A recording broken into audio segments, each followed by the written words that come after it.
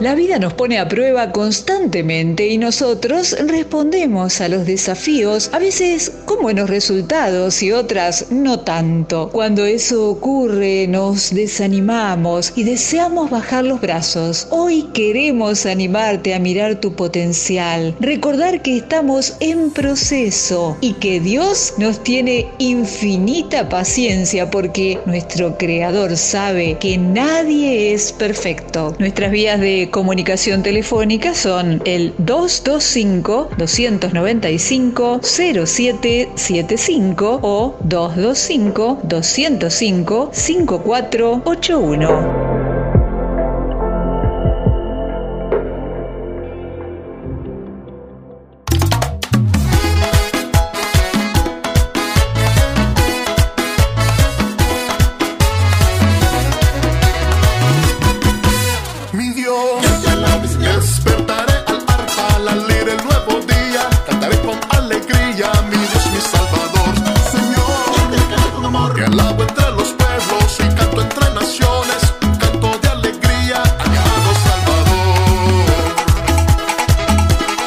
Hola, ¿cómo están? Dios los bendiga. Qué placer poder estar una vez más con ustedes a través de este medio para compartir la palabra de Dios una vez más.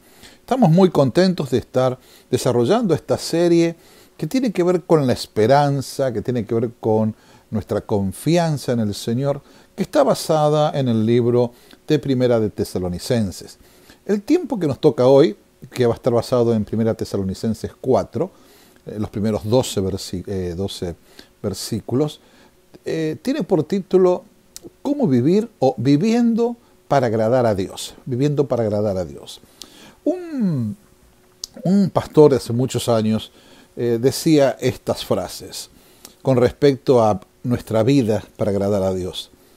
Haz todo el bien que puedas, haz todo el bien que puedas, por todos los medios que puedas, de todas las maneras que puedas, en todos los lugares que puedas, en todas las ocasiones que puedas, a todas las personas que puedas, hasta la última hora que puedas. Definitivamente, agradar a Dios tiene que ver con cuestiones prácticas. Una de las cosas que a veces nos ponemos a pensar nosotros es ¿qué es lo que a Dios le agrada?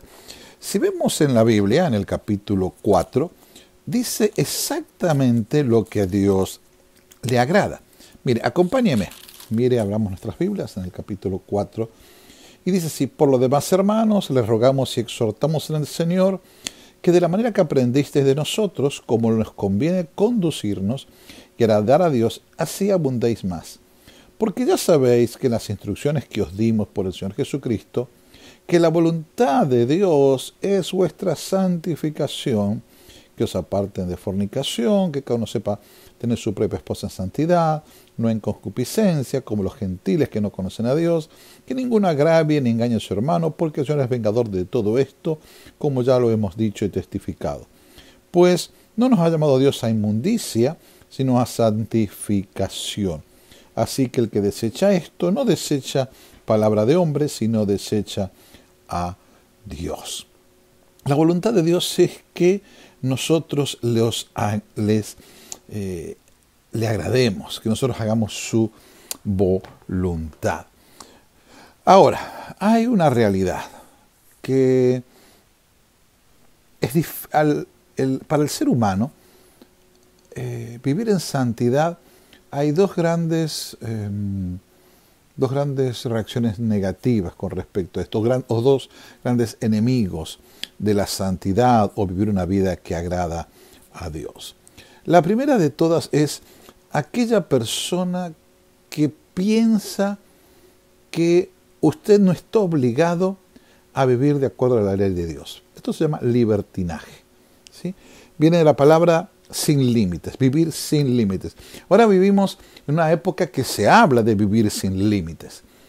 Y muchos vivimos sin límites respecto al Evangelio, respecto a cómo debemos comportarnos, respecto a la ley de Dios. Vivimos en exceso, desenfreno, abusamos la libertad que tenemos y estamos viviendo en el libertinaje. Y uno dice, uy, sí, la gente. No, pero yo estoy hablando, así como habla Pablo. Pablo es una carta que escribe a la iglesia. A la iglesia. En nuestras iglesias existe un libertinaje que lo podemos ver cuando usted o cualquier otra persona hace lo que quiere. Vive su vida sin límites, sin tener los límites o los parámetros que habla la palabra de Dios. Ahora, también en nuestras iglesias caemos en el otro enemigo de la santidad, que es el legalismo. Ya Jesús en el Nuevo Testamento va a hablar de los fariseos, aquellos que aparentaban una gran religiosidad. ¿Quién es el legalista hoy en la iglesia? Aquella persona que dice que vive para Dios, que ama a Dios y habla mucho, pero no hace lo que dice. Una persona que pone carga sobre otros, pero no los pone sobre ellos. El que critica, juzga, pero no se juzga a sí mismo. Una persona que se jacta, que cree que tiene un mejor nivel espiritual, que se cree superior que otros. Así que ese es el enemigo de la santidad, tanto el libertinaje como el legalismo. En esta carta, Pablo está escribiendo, y si estuvimos viendo durante los días anteriores, estaba agradeciendo a Dios, animándolos, estaba contentísimo de que su preocupación de esta pequeña iglesia que solo había estado tres semanas, esté sufriendo y haya abandonado la fe. Y envía a Timoteo vuelve con noticias tremendas y él escribe una carta diciéndoles qué contento estoy, agradecido a Dios hasta lo sumo, porque inclusive a donde yo voy a predicar, ustedes llegaron antes que yo, muy animados. Pero si usted lee conmigo cuando empieza el 4, por lo demás, está diciendo, bueno, hay otras cosas que tengo que hablar con ustedes y estas cosas hay algunas cosas que tienen que corregir. Estoy súper agradecido con Dios por lo que están viviendo, pero, hermanos, hay cosas que tenemos que corregir. Y Pablo, en estos capítulos, va a hablar de 4 cosas que ellos deben corregir o que ellos tienen que vivir. 4 maneras que el texto nos dice cómo podemos vivir agradando a Dios. El primero de todos dice, progresando en el modo de vivir que agrada a Dios. ¿Cuál es la manera que Dios le agrada que vivamos? La primera frase es en obediencia. En obediencia. Pablo enseñó a los primeros discípulos allí en Tesalónica una vida de obediencia. Él los anima que vivan obedientes. Son santos, son apartados para Él, pero significa que deben vivir una vida en obediencia, que obedezcan sus preceptos, que obedezcan sus mandamientos, que obedezcan sus enseñanzas. Por eso Pablo va a terminar esta parte diciendo, lo que yo le estoy enseñando no es cosa mía, no es palabra de hombre, no es palabra de Pablo, no soy yo, es palabra de Dios. ¿Por qué? Porque las cosas que va a decir Pablo eran muy duras para ese momento y son muy duras aún para la iglesia en el día de hoy. ¿Sí?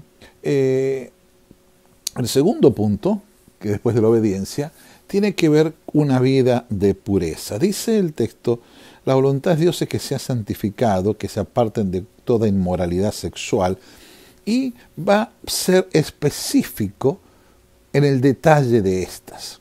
Si bien hay una palabra en griego que tiene que ver con la que se refiere a la inmoralidad sexual, que es porneia, tiene que ver con cualquier actividad sexual que sea fuera de lo que la palabra de Dios lo domina como correcto, como santo, ¿sí?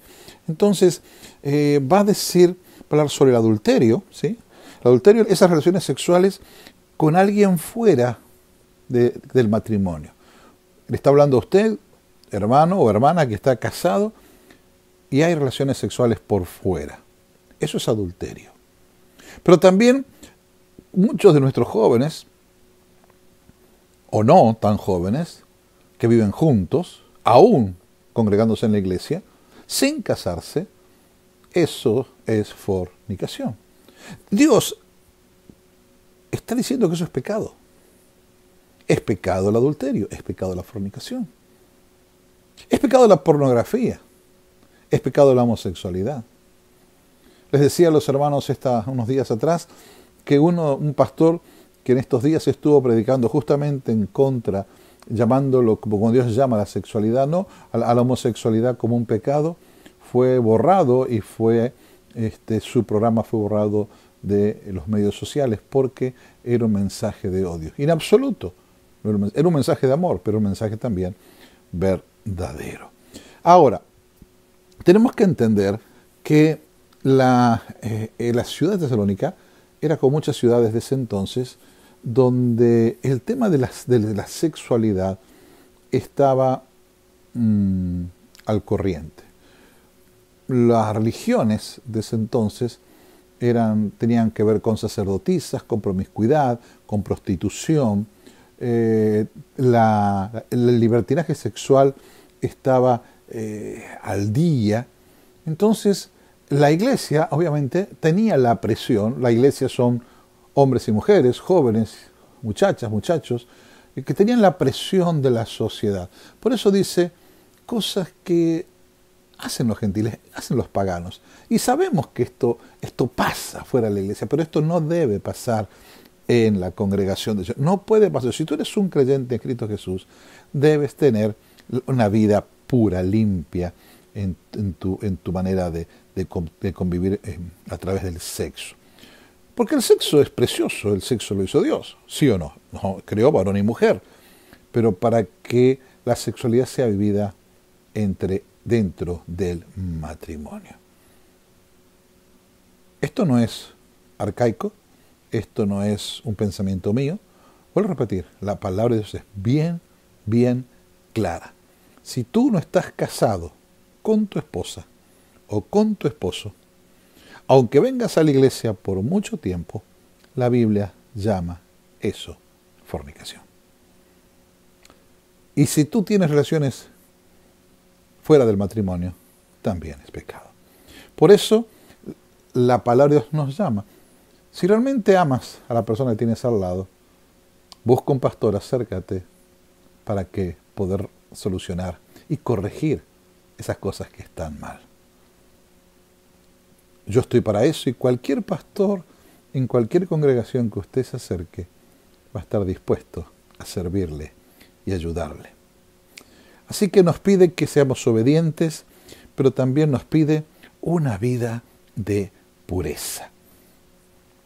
Después el tercer punto, en el 9 y el 10, él va a decir acerca del amor fraternal. No necesitan que le escriba, porque Dios mismo les ha enseñado a amarse unos a otros. Y es más, yo sé que ustedes se aman muchísimo, se aman entre ustedes y aún aman a todos los que están alrededor de su provincia. Pero no obstante, hermano, les animamos a que se amen más. Me encanta esa frase. Están haciendo muy bien en amarse, pero síganlo haciendo. Que su amor sea no solo de palabras, sino sea de hecho, que su amor abunde más y más y más y más. Y termina diciendo, cuando les dice que procuren tener tranquilidad y que se ocupen de sus negocios, trabajen con sus manos, de manera como Él ha mandado, para que se conduzcan o estén de manera honradamente para con los de afuera. Yo había estado pensando que el último punto tenía que ver con el trabajo, hacerlos responsables del trabajo, vivir trabajando, pero realmente creo que coincido con un escritor que dice que este punto tiene que ver más con vivir una vida de influencia, una vida en influencia, ¿sí? Que mi manera de comportarme de todos los días sea tan especial que pueda influenciar, que la gente pueda ver en mí a Cristo, que en mi trabajo, que en los estudios, que en la calle, que en la familia, puedan ver quién es Cristo en mí y yo puedo influenciar a través de mi vida, a través de Cristo en mi vida, mostrarle quién es Cristo y mostrarle que yo soy un creyente. Por eso la manera de agradar a Dios, de acuerdo a la palabra de Dios, es una vida de obediencia, una vida de pureza, una vida en amor y una vida de influencia en la sociedad, ser personas de bien para la sociedad. Básicamente lo que dice es que debemos glorificar a Dios en todo lo que hacemos, con nuestras acciones, en nuestros cuerpos, nuestras relaciones, nuestra ética, en nuestro trabajo, en el día a día. ¿Dónde estás tú, querido oyente, en este punto? Bien, espero que hayas podido disfrutar como yo de la palabra de Dios en esta hora. Que Dios te bendiga, rogamos que Dios te use y que si necesitas ayuda estamos para servirte. Mi nombre es Guillermo Mangieri, soy el pastor de la iglesia de Struma en español, allí en la autopista número 12 y la Airline Highway, y los esperamos todos los domingos a las 10:30 de la mañana. Y les recordamos que todavía quedan algunos lugares para las clases de inglés, que empezamos tremendo. Casi 100 personas tuvimos el miércoles pasado y todavía tenemos algunos lugares. Así que por favor, si usted quiere estudiar inglés, llame inmediatamente a la radio, llama a mi teléfono, ve a través del Facebook de la página de la iglesia para poder usted saber. El miércoles a las 6:30 de la tarde los esperamos para poder allí seguir estudiando inglés juntos. Dios los bendiga y puedan tener una bendecida semana.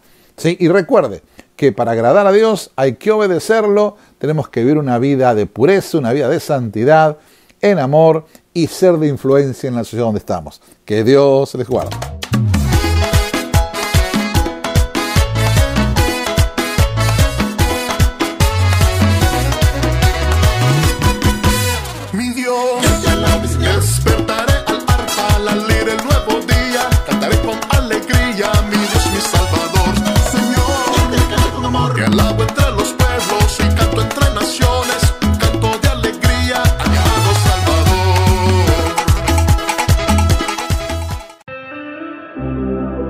Esperamos que este espacio te haya desafiado a revisar qué cosas puedes mejorar, pero a la vez te haya sentido motivado a seguir andando mientras lo haces. Te esperamos en nuestra próxima emisión, siempre aquí en la 91.9 Radio Amor.